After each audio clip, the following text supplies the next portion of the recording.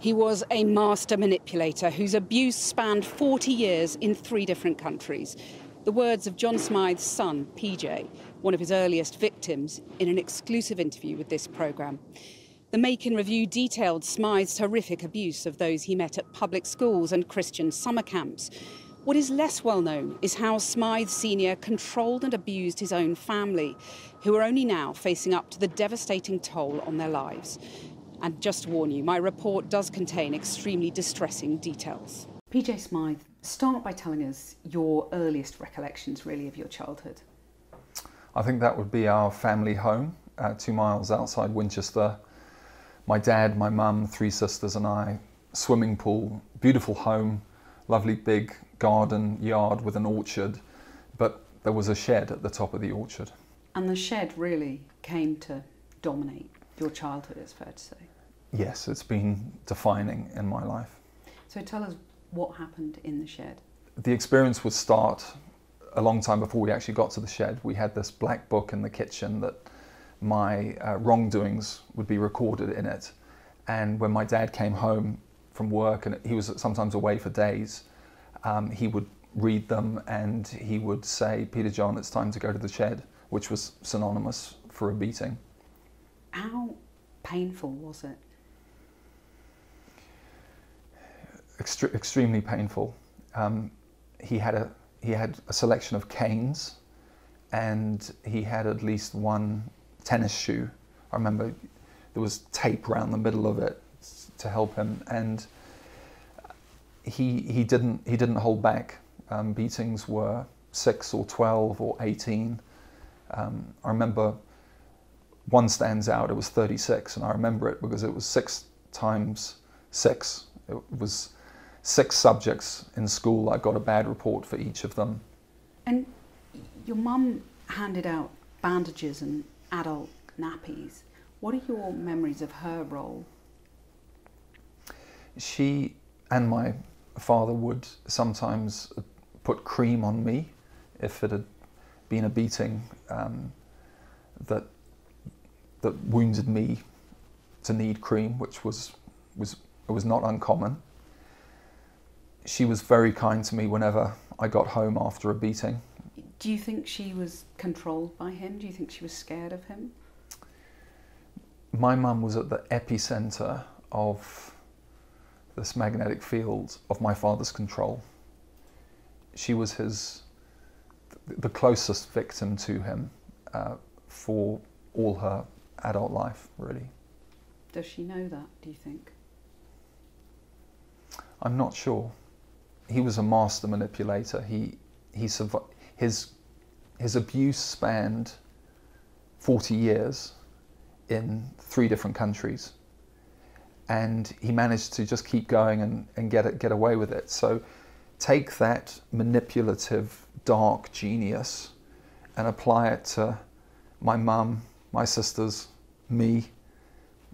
Child's play. You were so young when all this was happening. I mean, 7 was when it started. You didn't know any different. I didn't know any different. You thought this was what childhood was. Yeah. How does that strike you now? I'm appalled that it happened to me. I have to lean on what my therapists have taught me, that betrayal trauma, which is trauma from a primary protector in one's life, is particularly damaging, and it places an individual such as myself in an impossible position, because I couldn't admit my father was a monster, and I couldn't get away from him. So I had to create a reality where I remained dependent on this primary provider figure in my life. So I excused what he did. I feared him, wanted to stay in his good books. I did everything possible just to keep my therapist said you were operating to survive. You had to make it okay. I had to make it okay somehow. Let's go forward to 1982, because In 1982, a secret report by the Reverend Ruston detailed your father's beatings. What changed for you after that? So I was 11 in 1982, and all I knew at the time was that my visits to the shed stopped. So after 4 years of visiting the shed, that stopped. Very abruptly. Yes. I have since joined the dots. I now know that that's when courageous people outed my father. There was a bizarre incident that stuck in my mind, and I remember it so clearly because I'd just made the hockey team, but I was sick, so I couldn't play in a game, and I was in sick bay at boarding school. And my dad came to visit me, and he lay on my bed with me and sobbed, and he said, "Peter John, I'm so sorry for being such a bad father."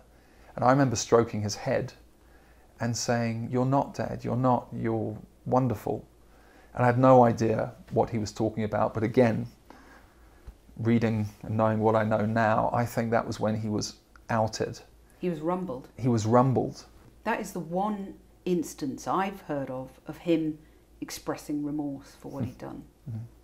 And he didn't own what had happened in the 1982 report. No. So in 1982, I was grateful that my shed visit stopped, but I was not grateful, to say the least, that my father wasn't stopped. Like, with the knowledge I have now, I know that senior leaders in the Church of England knew about his abuse, and somehow they saw fit to allow him to relocate to Zimbabwe. Maybe they were thinking put distance between his UK victims and him, but he moved to Zimbabwe with his family.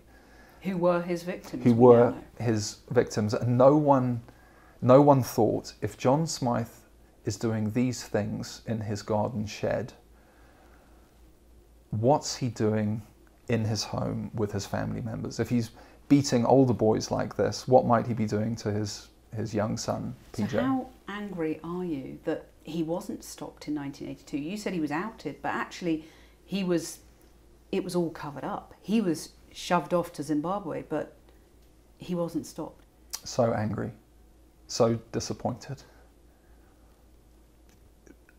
Countless lives would have been different. When I speak to my sisters about it, that was the pivotal moment, 1982. Lives would have been saved. And how grateful are you to the British victims who did try and get help in 1982, and it meant that your beatings in the shed stopped? If it were not for them, I would have been hurt more and longer. I'm very grateful. What were you told about why you were suddenly uprooting and going to Zimbabwe?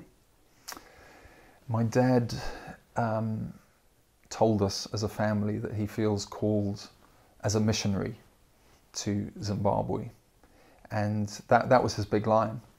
And he said, "I'm going to be leaving the law. We're going to move to Zimbabwe and serve the Lord there." And I swallowed that hook, line and sinker. And he started up again in Zimbabwe. The holiday camps began all over again. Do you remember witnessing anything untoward at those camps? Well, at the time, I would say no, there was nothing untoward. And that's to my shame, really. Now I would say, yes, I did witness untoward things. Every night there was skinny dipping. So I would now say, yes, that was not right. But you were in his thrall at this point. Absolutely. So everything he said went. You had no means to challenge him. Yes, that's correct. The shed had broken me to his will. It was the blend in the shed of the physical, emotional, spiritual and psychological. That was the cocktail. And I suppose this is where the story gets really dark, because do you remember what happened the night that Guy Nachuru died in 1992? I do remember some things. I was his dormitory leader. There was, I don't know, probably 15 of us in the dormitory, and the dormitory leader's responsibility was to lead Bible devotions and so on. And we went for a skinny dip at that evening at about 9 o'clock. That was what different dormitories did every evening, but lots of naked bodies jumping in and out of the pool. And the next morning, Guide was not in his bed. Do you remember what went through your mind at that point? It was ghastly. I remember, I think, Dad announcing it to all of us on camp when we were in the dining room for breakfast. I remember us not being allowed near the swimming pool. So I never went down to the pool. I didn't see Guide's body. And I remember my dad announcing it to the camp. But I don't remember much of my response or our response beyond that. So your dad subsequently was charged with culpable homicide. What did he say to you about that case? He kept it very quiet. We were living, 5 hours drive away from my parents. And I called up my dad and said, when I heard about it, said, Dad, what's this? Why didn't you tell me? And he said, I've been wanting to keep it quiet and wanting to protect the family.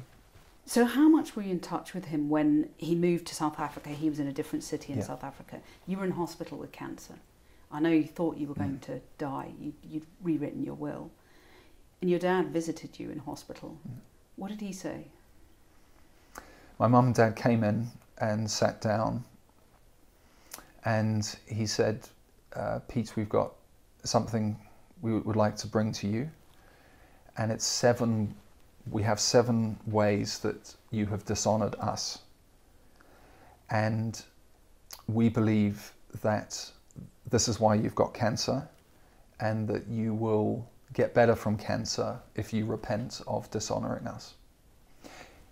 And I can see you shaking your head. You think that's crazy. It sounds absolutely deranged. Well, this is the even crazier bit. I didn't say, get out of here, you evil man. You're giving me a death threat. You're even leveraging my cancer for your own narcissistic ends. I didn't say that. I meekly listened, and at the end of it, I said, thanks, Dad, I'll prayerfully consider what you are saying. And when I told Ashley, Ashley had stormed out of the hospital room, my wife Ashley. When she came back in and I told her how I had concluded it, she went white and walked out in tears, and she phoned some of our best friends and said, you've got to come and talk some sense into him. So it was someone from outside your family, your wife Ashley, who really showed you how you were being manipulated and how you had been being manipulated all your life. She was a key part in helping me see that. I think she was a victim herself, and I regret that I didn't protect her more from my dad. I regret that I didn't protect my sisters more.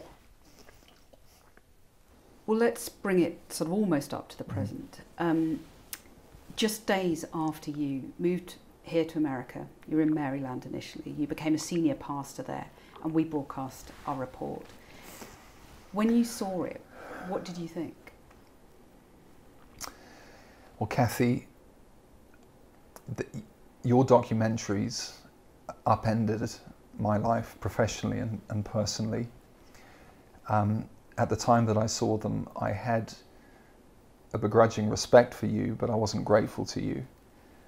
7 years on, I am grateful to you because you courageously brought into the light what I couldn't and others wouldn't. I watched them and thought, that's compelling, and I think that sounds right. And then I would toggle across to, I shouldn't even be thinking that because that's dishonoring of my dad. I mean, I believed what you said in your documentaries, but not deeply. You were still in denial. I was still in denial. And as an example, following your documentaries, I made some statements that were factually inaccurate about my father and my relationship with my father back 23 years previously and 40 years previously in the UK. And those inaccurate statements caused harm to some individuals and organisations.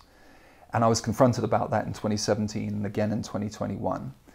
And I owned my mistakes and I apologised, and I was stepped out of ministry. Because initially your public statement described your dad's abuse as, and I quote, excessive physical discipline. How soon did you realise that you'd made a mistake? And you own your mistake now, I know. I look back on describing what you presented in your documentaries as excessive physical discipline, and I shake my head and shudder that I could have described it like that. I should have used words like crime and torture, but I was unable to. Your documentaries punched a big hole in my wall of denial, but didn't bring it down. Did you confront your dad after those reports? Yeah. How did that go? Terribly. With my dad, you couldn't critique him on anything meaningful without risking complete ejection from his life. And when I said, Dad, you need to come out, you need to face up to this. I said, Dad, I will do a world tour with you, helping you, taking you to these victims to apologise. You need to do what's right. You've got one short window to respond correctly. His response to me was, stop being disloyal. It's lies and exaggeration, and it will pass. Keep your head down. It's a media storm that will pass. There's a sort of parallel, isn't there, between what happened to you and what's happened to the Archbishop of Canterbury, that he was, to quote the Makin review, insufficiently curious. You refused to face up to your father's abuse, really. Do you think he was right to step back, to resign as Archbishop of Canterbury? The Archbishop of Canterbury wasn't my father's son, and he wasn't a victim. In terms of him taking responsibility for his inadequate response in his ministry, and more broadly as the leader of the Church of England, their woeful response, I respect him for resigning. Did some of your critics struggle to believe your accounts of your own abuse, and what impact did that have on you? Yes. My situation was unique in that when I got things wrong in 2017, I got them wrong as a church leader, and I owned that. For a church leader to do erroneous communication about such a sensitive subject as it was with my father, that needed to be apologised for and corrected, and I did. However, I was treated as a church leader first, and as a victim as a very distant, even inconsequential second. Well, the year after we did our report, your dad died. What were your thoughts when you heard that he had died? I was relieved, and it's been complicated grief, as you can imagine. I was also, there was relief, but there was also a disappointment in me that he was not held to account. I believe that would have been the right thing for him to do, to face up to it. And as a Smyth, as one who bears his name, there hasn't been closure on that front. So you'd have liked to have seen him go to jail?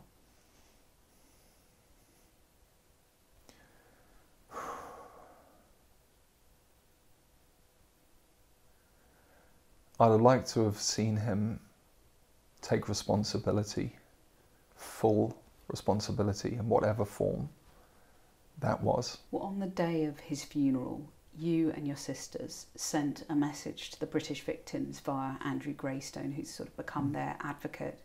What made you do that? We could empathise with some of their pain, but I think particularly we were aware on that day of the justice that they would never have in terms of my father being held to account. And we wanted just to take whatever little action we could to honour them and say that we were thinking of them. Well, I've brought a letter with me from one of the British victims who we're calling Graham. I just wondered if I could give it to you.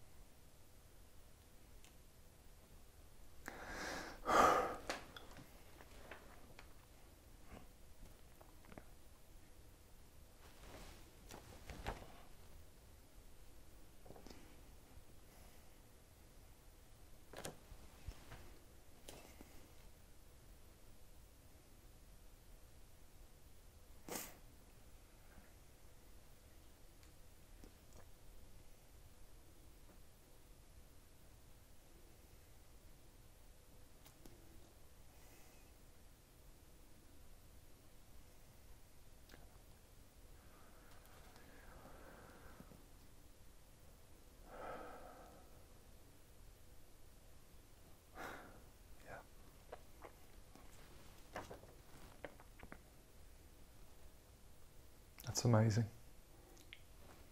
I wonder if I could ask you just to read a few sections from it that particularly spoke to you. PJ, I just wanted to hold out the hand of friendship, the hand of shared pain, the hand of bridge building. This ghastly, awful saga has ruined both of our lives, and Dad's abuse still casts its long, deep, deep shadow across decades. None of us realised the effect would be so all-consuming, and none of us knew that trauma does not go away.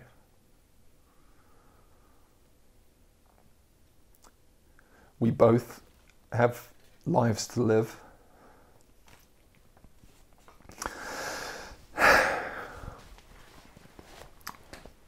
Families to love and support, and the shadow must be cast aside.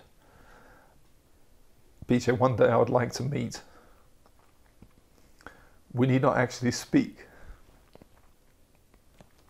but walk on a beach.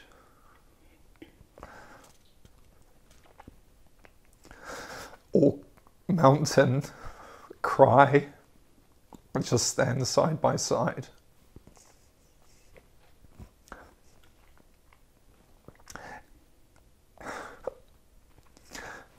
And know that we were both there.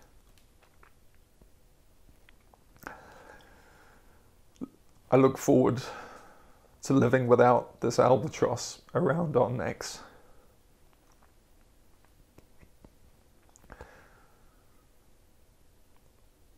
Take care.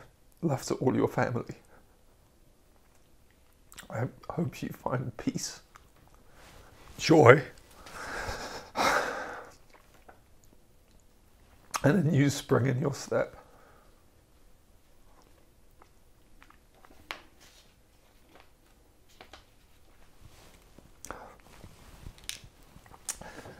This means a lot.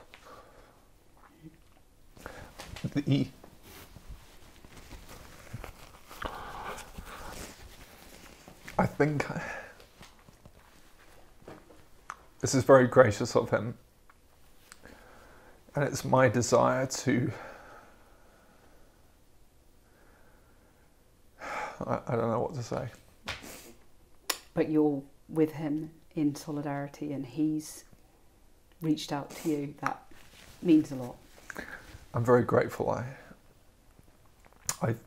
One of the reasons I did this interview, the main reason, is to show solidarity to the other victims of my father, and to hopefully raise awareness of trauma. It's just over a week ago, I think, that the Makin review was published. 251 pages, a brutal expose, really, of your dad's abuses in 3 different countries. What did you think when you read it? I think that it cemented my father as the most prolific abuser connected to the Church of England, and I think it cemented the Church of England as needing rapid and radical changes in terms of their response to abuse. What words or word would you use as his son to describe him? Grand narcissist, barbaric, even monstrous, and my father. PJ Smyth, thank you very much. And you can watch a longer version of that interview with John Smyth's son, PJ, on our YouTube channel. And if you have been affected by any of the issues in that report, you can seek help by going to channel4.com/support.